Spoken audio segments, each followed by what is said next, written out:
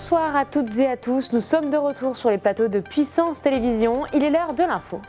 Ce lundi, les jeunes agriculteurs de la Meuse et de la FDSEA se sont rencontrés aux quatre coins du département à la suite d'un appel national à manifester. Nous les avons suivis à Ligny-en-Barrois et à Bar-le-Duc. La Foire Expo de Saint-Dizier s'est achevée ce lundi au Parc du Jard, une édition qui marque le retour attendu de l'événement. L'essai est transformé puisqu'une future édition se prépare. Et la transition est toute trouvée parce que chaque lundi, on parle de sport avec notre journaliste Gaëlle Bossu. Dans un monde encore très masculin, elle trace sa route sans trembler. Ce soir, on vous emmène à la rencontre d'une jeune bragarde de 17 ans, sélectionnée en équipe de France de grappling.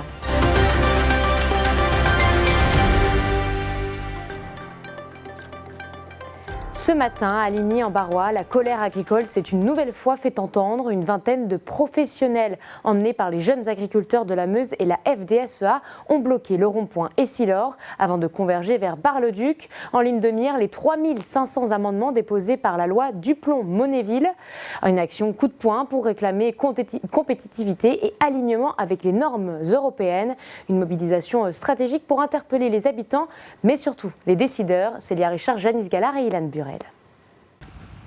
Il est 9h30 et une vingtaine d'agriculteurs se sont rassemblés au rond-point d'Essilor-Battant à Ligny-en-Barrois. Les jeunes agriculteurs de la Meuse et de la FDSEA se sont mobilisés ce lundi 26 mai pour manifester leur mécontentement et revendications face aux 3500 amendements déposés sur la proposition de loi Duplon-Menonville.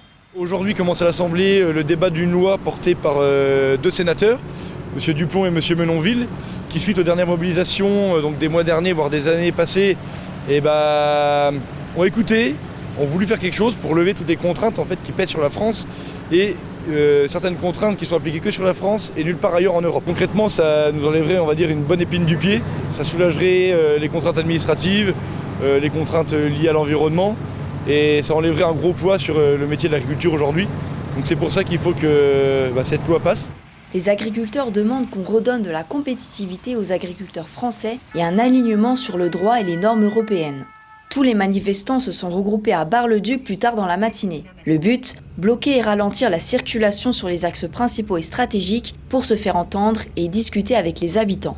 De voir le plus de concitoyens, et je veux dire, on est sur des axes passants, on ne les bloque pas, on les laisse passer, mais par contre ça nous permet soit de tracter, soit d'expliquer pourquoi on fait ça, qu'est-ce qu'on revendique et l'enjeu que ça a pour nous, mais aussi pour eux.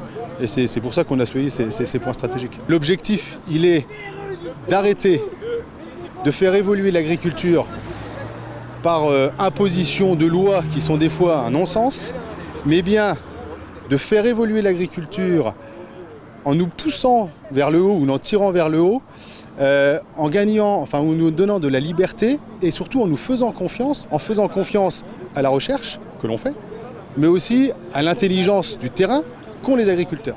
Pour rappel, la ministre de l'Agriculture, Aly Genevard, s'est rendue en Meuse le jeudi 22 mai. Les différents syndicats ont pu discuter avec elle pendant 1 heure. Les représentants affirment avoir été écoutés et soutenus. Pendant 4 jours, près de 135 exposants ont investi le Parc du Jard de Saint-Dizier autour de l'habitat, de l'artisanat et de la gastronomie. Avec 16 500 visiteurs, le bilan est jugé satisfaisant pour la foire exposition, même si les 25 000 espérés n'ont pas été atteints. Pour les organisateurs, c'est une relance réussie et locale puisque 70% des exposants venaient du territoire. On fait le point avec Julien Debrune et Léo Martin. Clap de fin pour la foire expo de Saint-Dizier.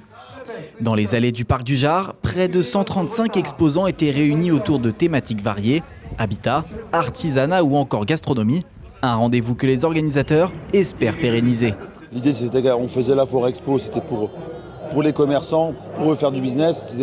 C'est vraiment la relance du business. Et si en deuxième étape, on peut en rendre heureux les gens avec des belles animations, des manèges, c'est un plus pour tout le monde, quoi. C'est l'agglomération de Saint-Dizier qui a répondu vraiment présent avec les exposants. On veut dire, c'est tous des gens de notre bassin.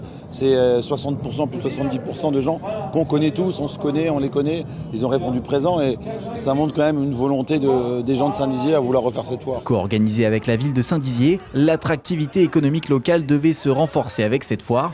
Au total, près de 16 500 personnes étaient au rendez-vous. Une satisfaction pour les organisateurs, même s'ils espéraient un peu plus de 25 000 entrées. À l'époque, apparemment, il y avait dans les 22-23 000 entrées en 2019. Maintenant, en étant acteur, donc là, on a vraiment pu mesurer les entrées. Moi, j'aurais bien voulu 20 000, mais bon, déjà, à plus de 15 000 entrées. Pour avoir remis la foire en place en 6 mois de temps, en si peu, c'est super. Lors de ce dernier jour au Parc du Jard, une personnalité était même au rendez-vous. Très important parce que ça met en avant les entreprises locales, les petites PME dans les départements, dans les régions. Et ça permet aussi de se battre contre la mondialisation d'entreprises qui sont délocalisées, où on commande son canapé en Chine, où on commande sa télévision, où on commande un peu tout, que sa cuisine ou machin, via des sites. Et en fait, on pense que c'est français, c'est pas français. Là, au moins, on a des artisans français, des gens qui mettent de l'argent, qui se battent, qui sont des salariés, qui payent leurs impôts, qui font marcher l'économie. Une nouvelle foire expo a déjà été officialisée pour l'année prochaine. Les dates devraient être annoncées dans les prochains jours. Et voici notre image du jour, elle s'affiche, il s'agit d'un train qui est très connu. Ce dimanche 25 mai, la gare de Chaumont a accueilli le Golden Eagle Danube Express, l'un des trains les plus luxueux d'Europe, lors de son voyage inaugural de 8 jours en destination d'Istanbul.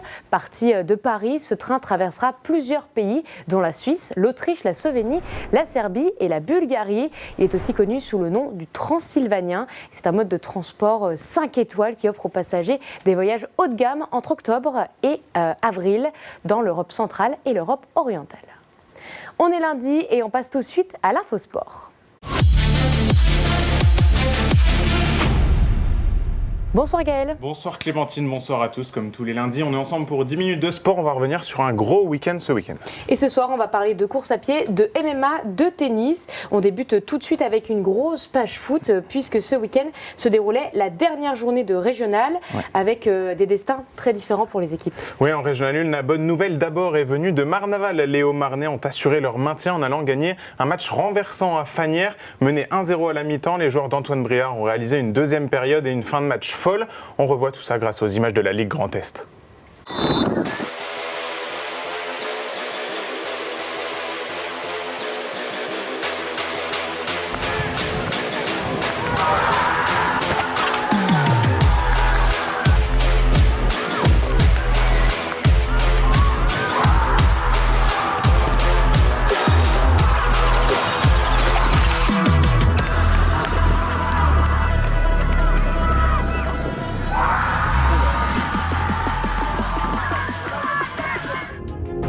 Je suis très heureux de mes partenaires, de notre match.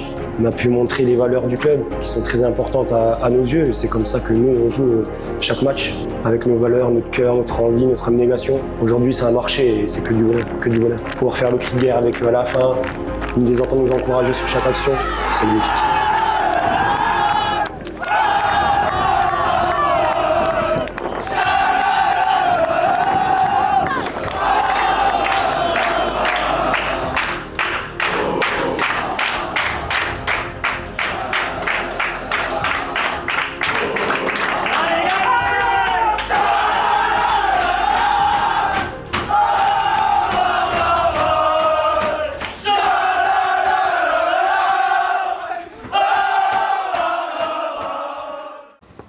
Les Chaumontais, eux, se sont également imposés à Bonny, mais en terminant 11e, les Hauts-Marnais ne connaissent pas encore leur sort. La Ligue va maintenant désigner le moins bon 11e des 3 poules de Régional 1, selon des critères bien spécifiques, d'autant que Chaumont est encore sous le coup de procédures de retrait de points pendant la saison. La décision finale devrait être connue d'ici quelques jours. En tout cas, la fin de saison a été difficile pour nos 3 équipes haut-marnaises, notamment pour Éclaron, qui est sûr de descendre. Oui, une situation sportive compliquée dans l'élite régionale qui peut inquiéter au niveau départemental. Le directeur du district de la Haute-Marne, lui, veut rester optimiste, on l'écoute. Le sportif, ça reste quand même l'essence de notre activité, ça reste la vitrine aussi de notre activité, même s'il y a plein d'autres domaines aujourd'hui où la Haute-Marne se fait remarquer et dans lesquels elle excelle aussi et dans lesquels elle se démarque par rapport à des districts qui sont des fois 3 fois plus gros qu'elle. Mais le sportif reste quand même essentiel et on peut pas avoir cette double vitesse, c'est-à-dire un dynamisme dans certains points et puis le sportif qui coule. Donc oui, évidemment, c'est inquiétant et c'est pour ça qu'il faut qu'on redouble d'efforts pour pour terminer ce virage dont je parlais tout à l'heure sur les infrastructures. Pour moi, c'est la clé de voûte. Il y a aussi cette remise en cause à faire par les clubs, entre eux, mais aussi au sein même de chaque club. Et puis nous, continuer à développer nos actions, par exemple sur le perfectionnement des jeunes. On sait que là, depuis 3 ans au district, on a multiplié par 5 toutes les actions de détection et d'accompagnement des meilleurs talents au Marnais. On prépare d'ores et déjà l'avenir, on verra le résultat dans 10 ans. En attendant, il faut qu'on arrive à tenir. Et je pense que l'exemple de Marnaval et de Chaumont hier, même si ils se sont mis dans des situations difficiles, mais leur victoire hier, après avoir été menés à l'extérieur dans ces conditions-là, emmène vraiment un vrai message d'espoir et montre que le football marnais peut vraiment avoir de la ressource. Donc on espère vraiment que le Chaumont FC va aussi réussir à être maintenu. Ça sera un message très fort, une difficulté qu'on aura surmontée ensemble. Et on sait que c'est en surmontant les difficultés qu'on arrive à progresser.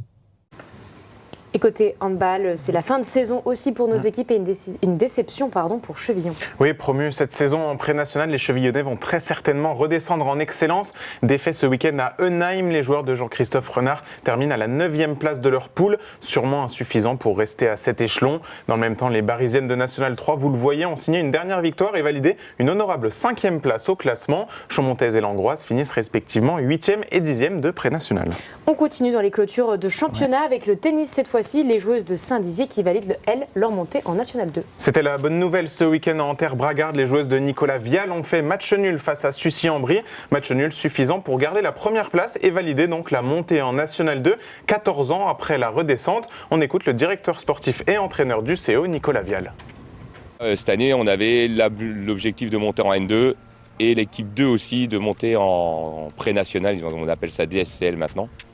Et donc, mission accomplie. Déjà, l'objectif, c'est de progresser. Et puis après, essayer au moins de finir dans les... se maintenir, c'est le minimum. Et puis après, pourquoi pas une 3e, une 2e place pour pouvoir recevoir 3 fois l'année d'après. Et puis après, suivant les poules et comment ça peut tourner, on ne sait jamais. Il y a une vingtaine d'années, on a fait 4 montées d'affilée pour arriver en N1B. Bon, je ne dis pas qu'on va arriver, qu'on montera l'année prochaine, mais bon, on ne sait jamais, il ne faut jamais dire jamais. On enchaîne avec de la course à pied, Gaël, et le très attendu semi-marathon de Bourbonne-les-Bains. Et sa 2e édition qui a battu le record de coureurs. Ils étaient plus de 500 à prendre le départ dimanche dans la cité thermale. Et dans la course individuelle, 2 d'entre eux se sont vite décrochés, vous le voyez. En l'occurrence, le favori Benjamin Paulin, qui est champion de France du marathon et des 100 km, et accompagné par, devinez qui, le jeune Gaël Hulin, que l'on vous a fait découvrir il y a quelques semaines. Les deux ont fait course commune pendant 10 km avant que Paulin ne se détache pour l'emporter en 1h07.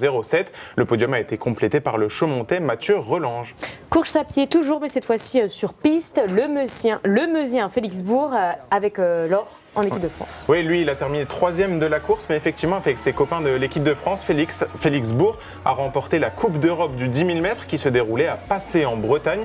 Une nouvelle médaille tricolore pour le natif de Bar-le-Duc. Avant de passer au portrait de la semaine, direction le lac du Der et des championnats de France de jet ski. Avec plus d'une centaine de pilotes, les meilleurs même de France et de Belgique étaient en lice ce week-end au lac du Der pour les championnats de France. Il y avait plusieurs épreuves au programme, dont la vitesse et l'endurance. C'était assez spectaculaire.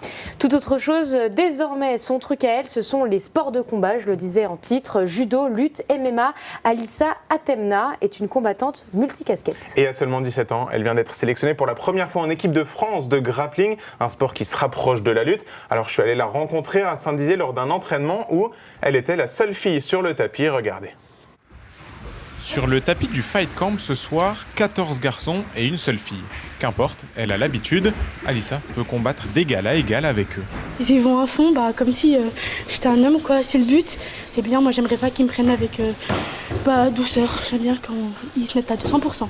Si je perds, c'est comme ça, il y a des gens plus forts que nous. Et si je gagne, tant mieux. Pas question de faire de la figuration, ils ont beau être plus grands et plus forts, Alissa ne se laisse pas faire.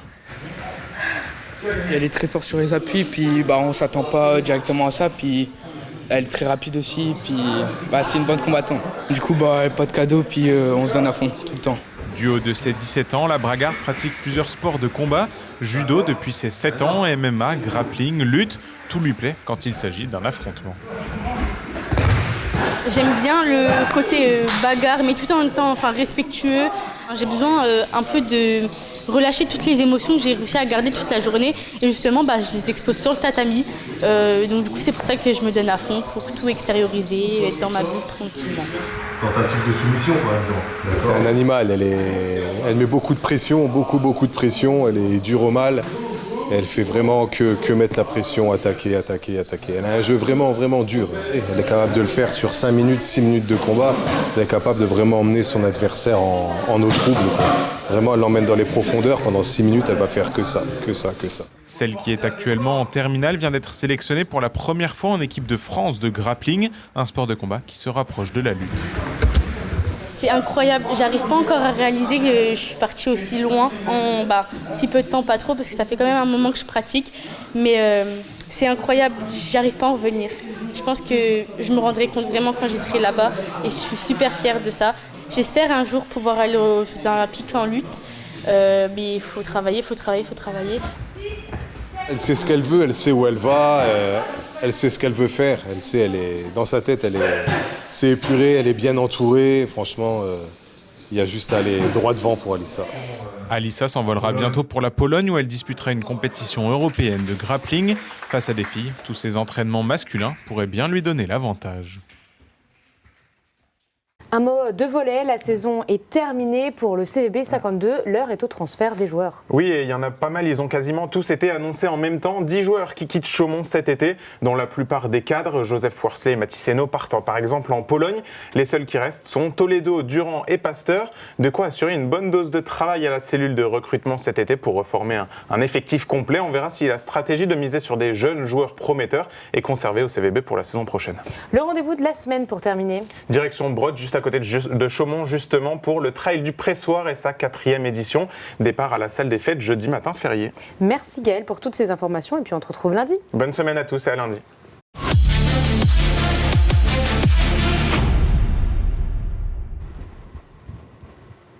C'est la fin de votre édition, merci de nous avoir suivis. Tout de suite la météo, l'information continue sur puissancetélévision.fr. Bonne soirée.